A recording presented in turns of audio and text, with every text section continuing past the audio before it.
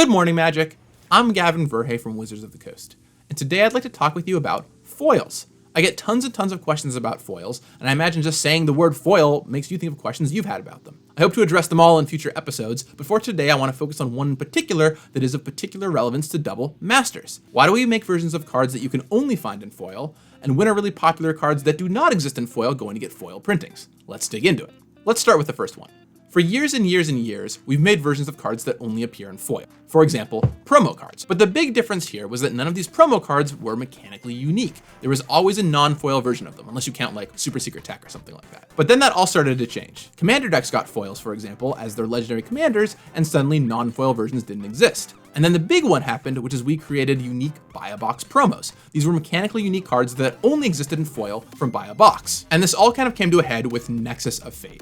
This was a card that only existed in foil as a mechanically unique Buy a Box promo and caused plenty of trouble. Not only did this cause some issues in tournaments, but also it meant that players who just didn't want to play with foils didn't have an option. They had to play with foils. And so basically from that moment forward, we decided that if a card was going to show up in Standard, there needed to be a non-foil version of it available somewhere.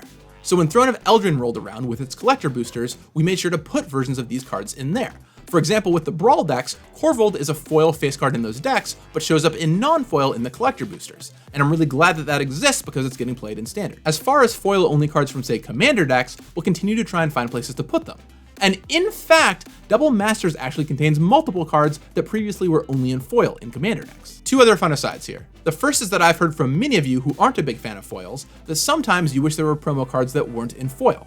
And we've heard you loud and clear here, and in the future, some promo cards will not be in foil. The second is that similar to the foil and not foil debate, there are many of you who wish that there were alternate art versions of cards that only have one art piece existing. We've seen a little bit of this happen with, say, Terramorphic Expanse, but you can expect this to keep happening in the future. As far as number two, making foil versions of cards that have only ever appeared in non-foil, that one is a lot more straightforward. We've been following the conversation about that one a lot, and even in cases where there might be a foil printing that exists, but it's one hard to find foil printing, we want to either create new versions or get new versions out there for you all. So in some upcoming reprint focused products like, say, Double Masters and even Commander Legends, you will find cards that appear in booster packs in foil for the first time. And now I'd like to know from you, what are cards that don't exist in foil, which you would like to see foil copies of, or what are cards that only exist in foil you would like to see non-foil copies of?